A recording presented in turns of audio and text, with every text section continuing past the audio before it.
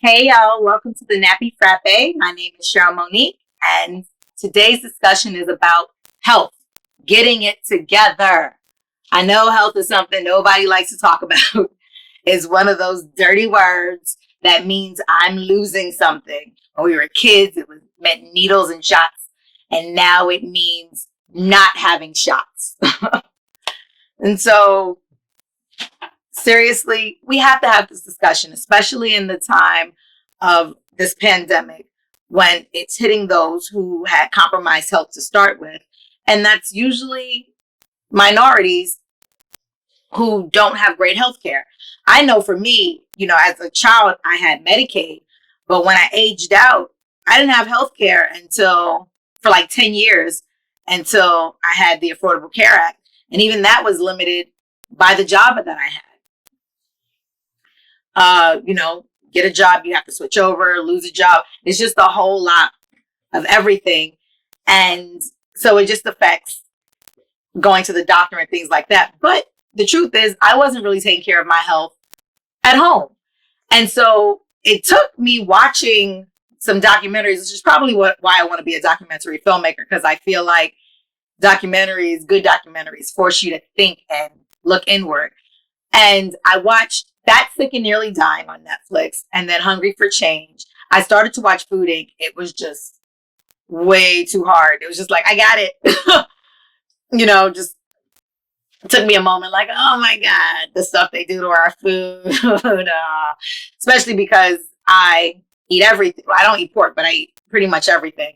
My husband at that point went vegan. We did do like a juicing diet for about 10 days. And that taught me a lot about myself. I learned that what I thought was hunger was really cravings, because I would have like this huge vegetable or fruit drink and I want bread. I feel like I'm hungry, but I have this thing that'll fill me up, but I want the food in the food court when I worked at the mall. And so it helped me put my cravings in perspective. And then I started paying attention to calories, you know, just my intake. And what I realized about being health conscious, it's really just about being conscious of the choices that you make and understanding that every meal, every exercise or not exercise, everything you do is a health choice, because this is the only body you get. And if you damage it or you don't fuel it properly, then you have to live with it and in it. So I started being a little bit more aware. Now, I spent most of my life thin. And so I took dieting completely for granted.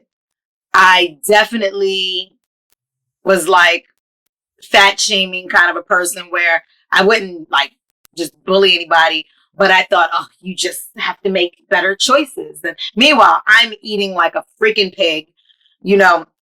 So I wasn't making better choices, but I had the privilege of being thin, so I didn't think about it. I was also pretty active. I taught dance for a lot of years and I walked around a lot, but it wasn't until I moved to the South and I was no longer teaching dance. I was in my 30s and I wasn't walking around anymore like I do in New York City. I was driving everywhere, that I started to put on weight. And unlike what I thought was going to happen, I thought I was going to get my curves.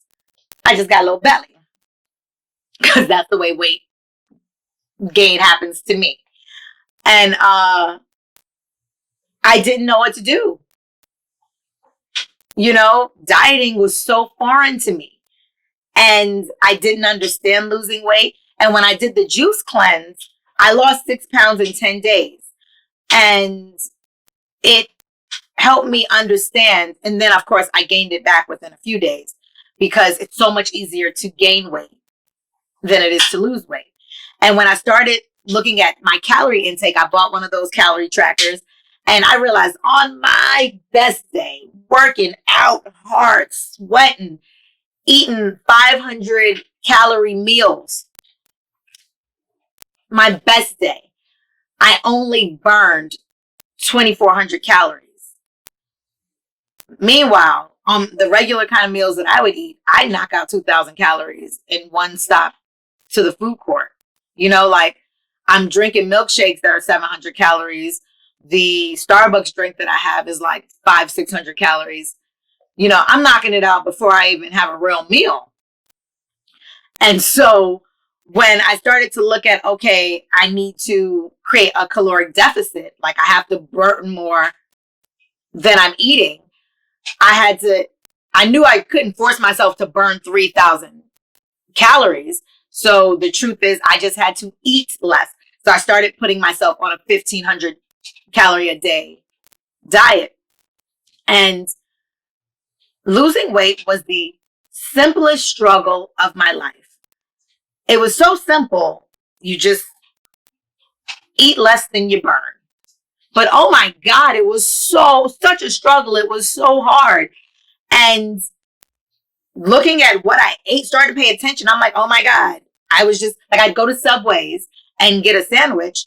The sandwich is 500 calories, but the drink is a couple of hundred calories, and each cookie was 200 calories. Each 2 cookies was more calories than the sandwich. So I had to stop getting the sandwich and start getting a water, and just all these things that full wasn't the issue. I could fill up, you know, I could eat as much fruit and vegetables as I wanted, but the things that you want to eat, and when you're going out and eating, the calories and everything is just so high. So it became a consciousness to just the choices that I made.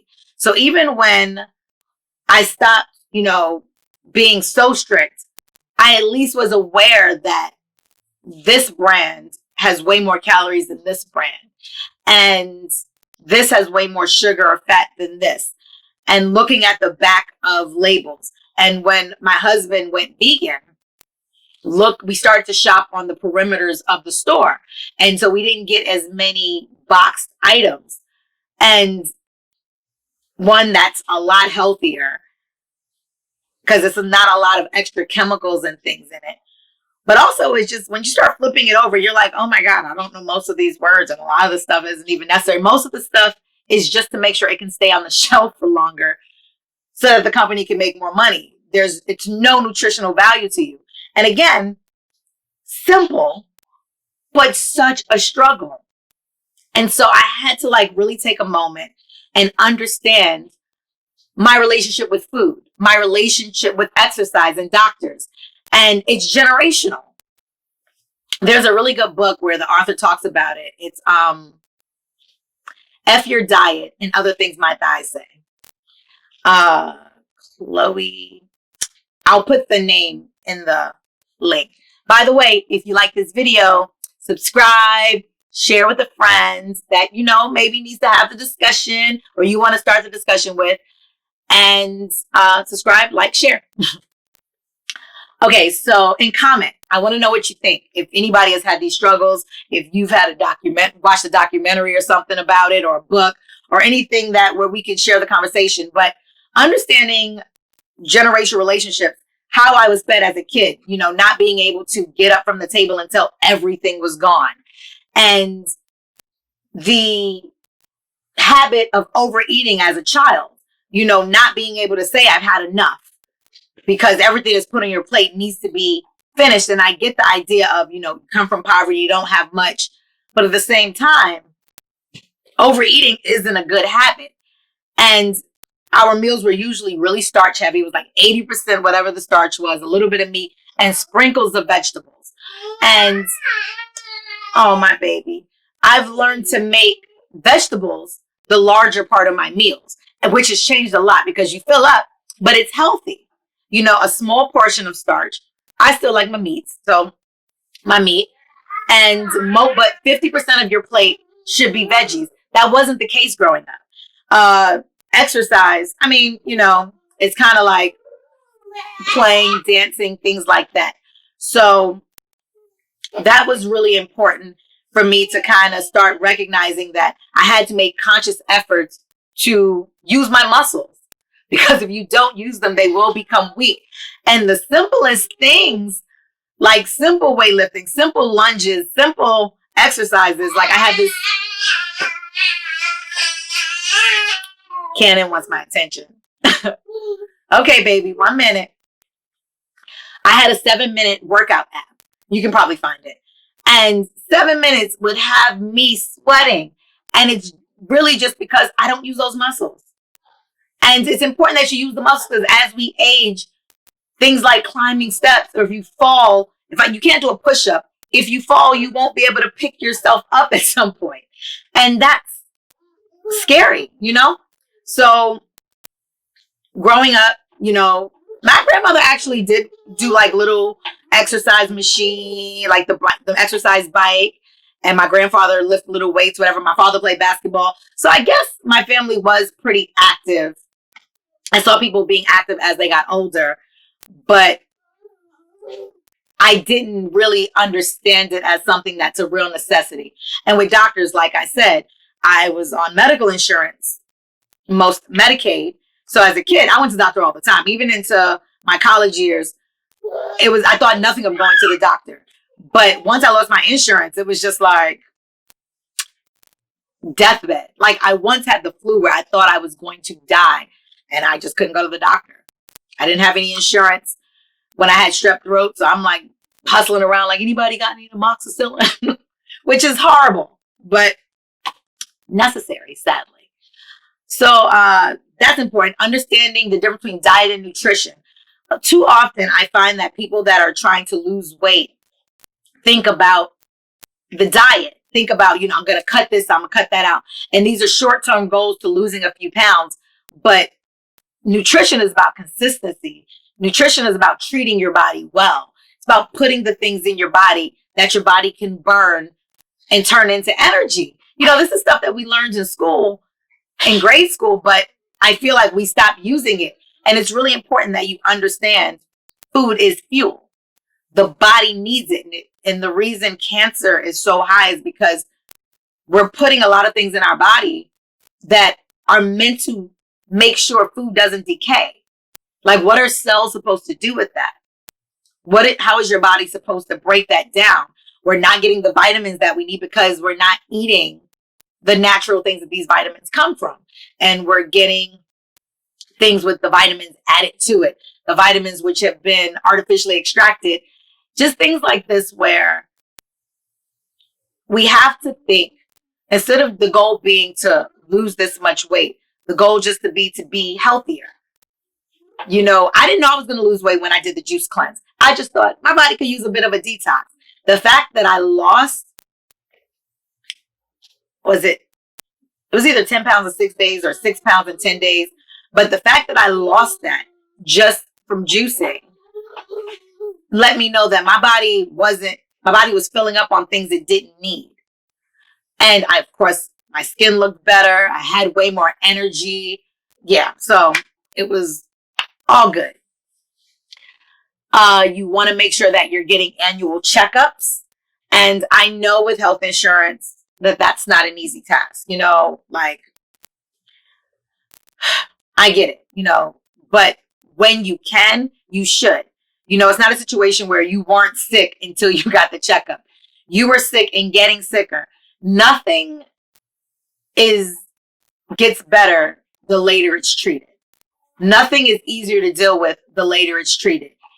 Almost all sicknesses you have, if you catch it early enough, can be treated or at least made manageable. But if you wait until you're about to lose a limb to start caring for your diabetes, you've gone too late.